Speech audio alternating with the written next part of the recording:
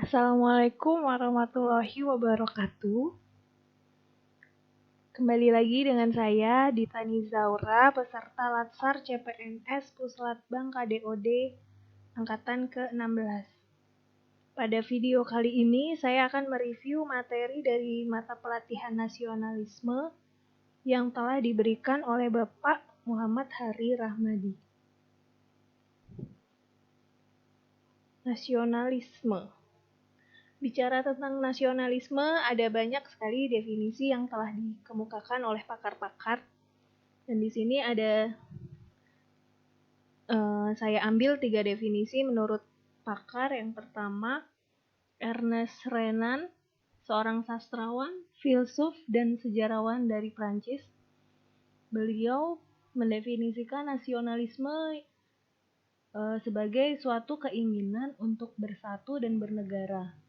Dalam hal ini, nasionalisme merupakan sebuah keinginan besar untuk dapat mewujudkan persatuan dalam bernegara.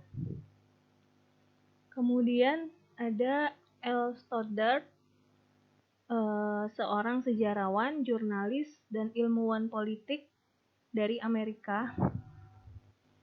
Beliau mendefinisikan nasionalisme sebagai suatu kepercayaan yang dimiliki oleh sebagian besar masyarakat, di mana mereka menyatakan rasa kebangsaan sebagai perasaan memiliki secara bersama di dalam suatu bangsa.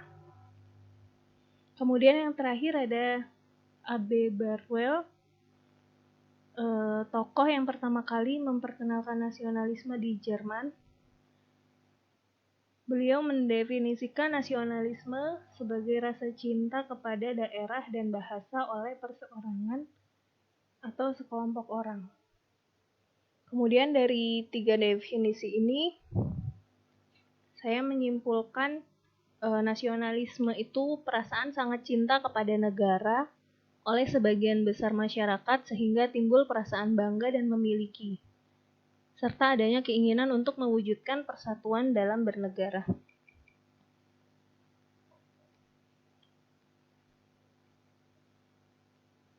Kemudian tantangan dalam menumbuhkan jiwa nasionalisme dalam diri sendiri, adanya sifat individualistik yang kuat dalam diri, kemudian banyak beredarnya produk luar dengan kualitas bagus sehingga menimbulkan rasa kurang cinta pada produk lokal. Kemudian dalam keluarga, anak-anak yang zaman sekarang biasanya sudah terpengaruh dengan gaya hidup westernisasi atau kekorea-koreaan. Kemudian dalam bertetangga, adanya perbedaan pendapat tentang politik, identitas, sehingga dapat merusak rasa nasionalisme. Kemudian adanya konflik antar etnik, dan tidak menghargai perbedaan beragama.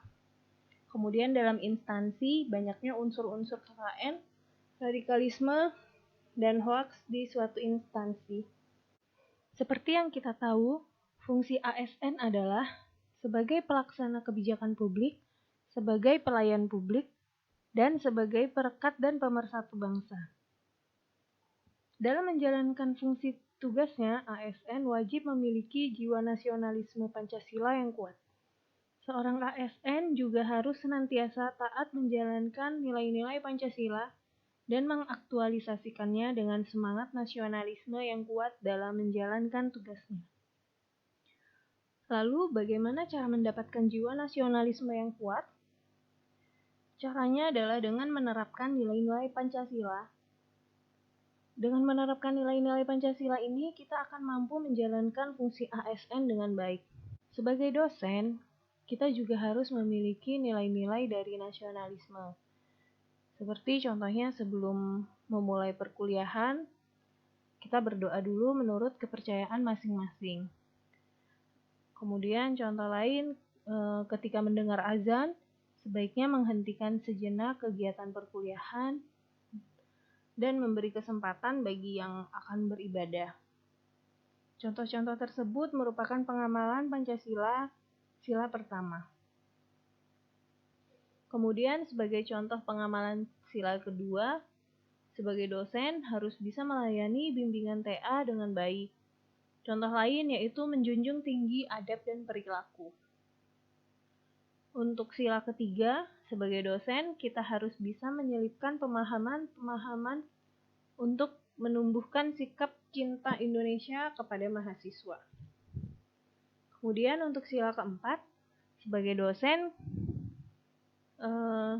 kita bisa mengadakan diskusi-diskusi kelompok pada saat kegiatan belajar mengajar.